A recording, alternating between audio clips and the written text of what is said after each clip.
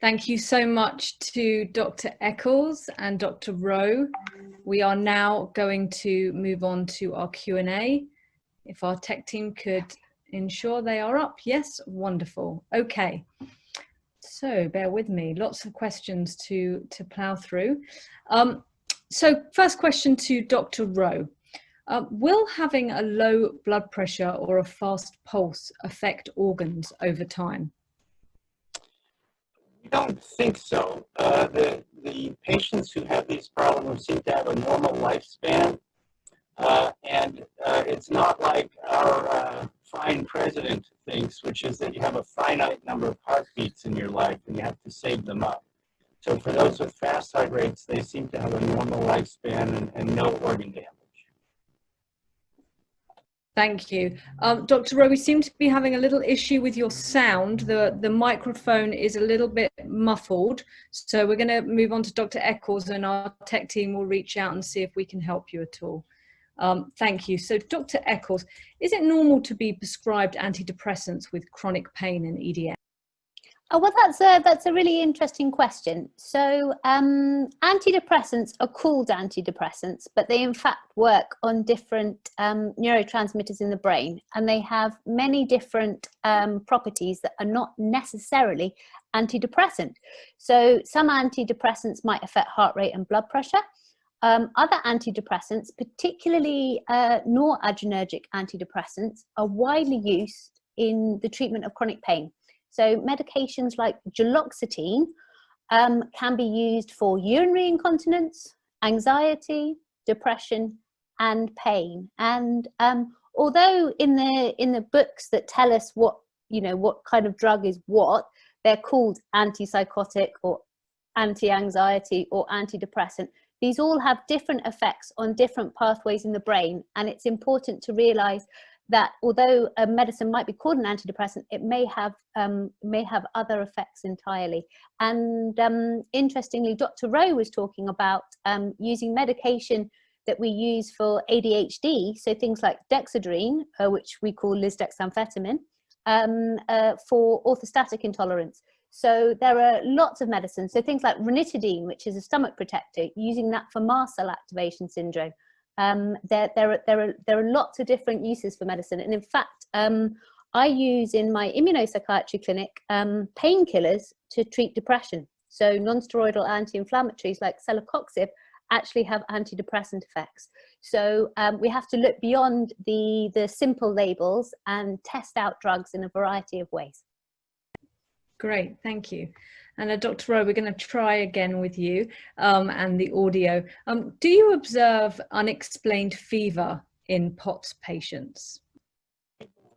POTS and orthostatic intolerance can feel hot flashes. They feel hot at times, but not with a demonstrable fever. The only time we've seen elevations in temperature are in the patients, a fairly sizable subset who have the milk protein intolerance. They can get periodic spikes in temperature that go up and down very rapidly, and those disappear when you take milk out of their diet. Thank you. Unfortunately, we are still struggling with your sound, so we're going to just direct the questions to Dr. Eccles, but if okay with you, if our helpline team can work with you on questions that have gone unanswered via email, that would be wonderful. Thank you so much, Dr. Rowe. Dr. Eccles, is there any connection between EDS and hallucinations, visual and auditory, and any connection with seizures or epilepsy? Well, that's also a really interesting question. So there is an interesting literature that came out of Spain looking at the relationship between psychosis and hypermobility. And they found that if you had psychosis, so that's hallucinations and delusions, and anxiety, you seem to be more likely to be hypermobile. But if you didn't have anxiety, you didn't. But that hasn't been, that was done quite a few years ago, and it hasn't really been followed up ever since. I'm working with a colleague at the moment. We're looking at a large birth cohort, and we have definitely noticed a relationship between hypermobility and what you might call psychotic experiences. But I think much further relationship is needed. Laura, did you mention something about seizures as well? Yes, seizures and epilepsy, I believe it was. Okay, so we know that hypermobility is frequent in some genetic conditions in which there may be an overrepresentation of seizures. It's a really interesting point. I have seen on patient forums and talking to colleagues that there may be an overrepresentation of hypermobility in what we call dissociative seizures, so ones that seem to be non-epileptic in nature. But as far as I'm aware, there is absolutely no definitive research. But I know from that field that there is interest in how such seizures may be provoked by autonomic symptoms, and also the interaction between your experience of autonomic symptoms and what you think is happening in the body, which may lead to such type of seizures. And I know that some of my colleagues are doing work on that at the moment. I don't think directly related to hypermobility, but certainly related to autonomics. Thank you. And last question, how do you manage anxiety over our future in a pandemic world? Well, I think that's a really interesting question, Laura. And it's quite hard to give a definitive answer. There are lots of studies going on, and some of you may even see that I have a small study looking at anxiety in the pandemic at the moment.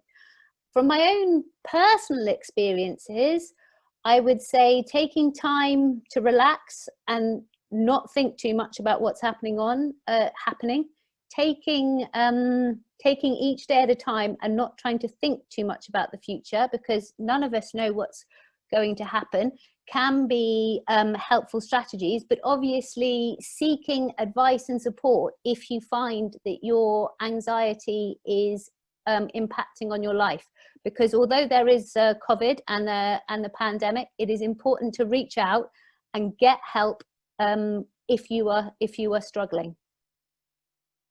Absolutely. Thank you so much to both of you. Really interesting talks, lots of questions that we may reach out to you for from the helpline as well. So thank you for that. It's a break time to wiggle, get your cup of tea if you're British, coffee if you're American, and whatever else you're all drinking all over the world. And we'll be back in 10 minutes for a jam-packed Ask the Specialist Q&A section, and then finding out who our award winners are. Thanks everyone. See you in a sec.